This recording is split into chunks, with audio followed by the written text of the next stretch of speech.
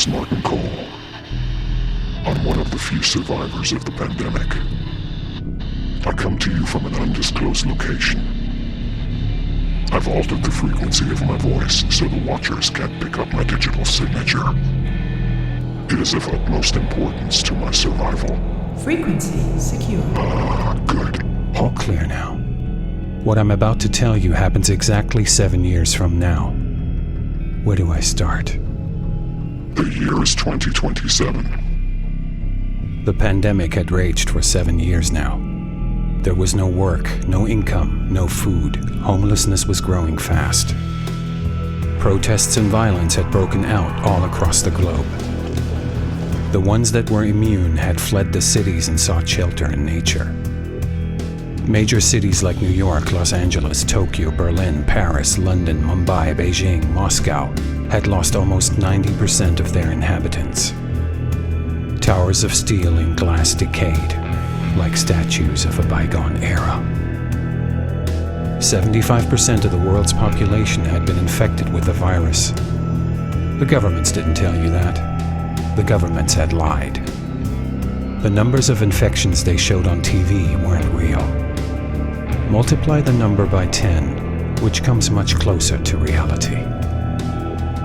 The age of social distancing. It is in our human nature to be close to one another, to touch, to feel, to be intimate. But this was the new normal. At first, people had abided by the rules: stay indoors, no contact with the outside world, reduce the risk of infection. People had been locked down at home for a long time and were itching to get out to gather with loved ones and friends. Party, be close, just let it out. That's when the real trouble started. Infections grew rampant and people started to get really scared of one another. Distance had become essential. Social distancing was a phrase that would last for years to come. Hindsight is 20/20, I guess. Then, something strange happened. We made contact. Kepler 22b. Unruck. The virus came from space.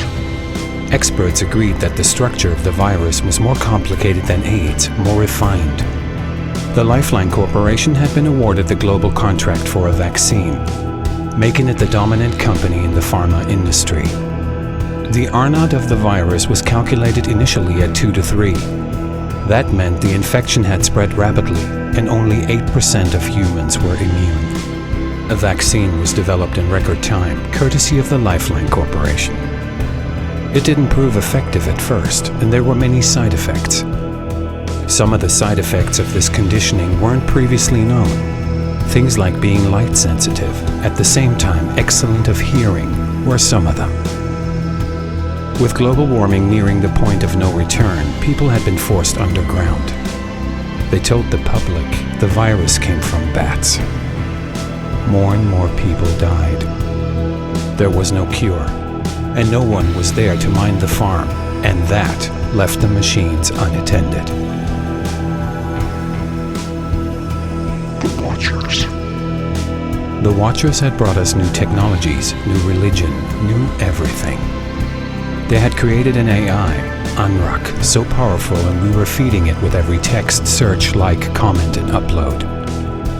Unruck was taking over the internet by creating virtual companions, partners to fill the emotional void that had been left behind by the pandemic. They called them emocanics, emotional mechanics, the perfect solution for the lonely and disenfranchised. Game shows were all the rage. The result was unavoidable. Everything about us was stored in the cloud. Complete control over all of humanity.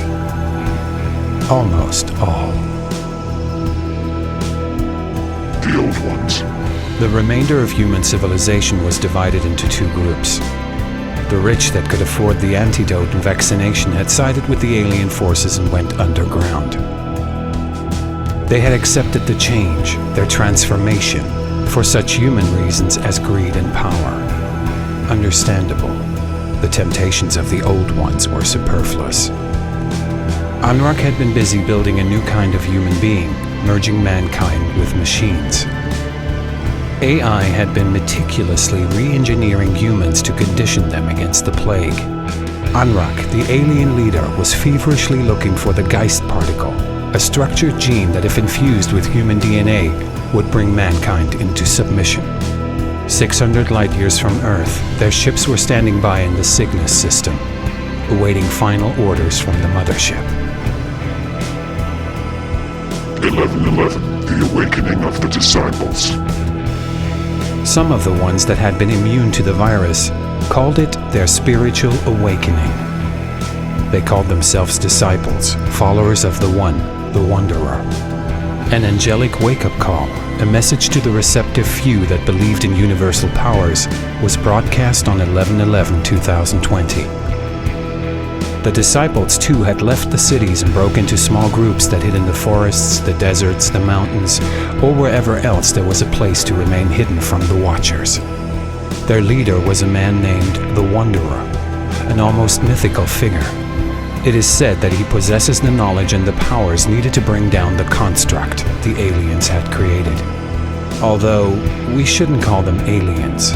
They're much older and darker than humans could have ever imagined. A force so overwhelming that angels were sent to stop them. Light workers from all around the world had been mobilized to counterbalance the threat. The war and the final decision if mankind would survive was coming. Hope springs eternal, they say. And there was always hope. Know that we are all one in this conflict together. But I digress. Let's start from the beginning.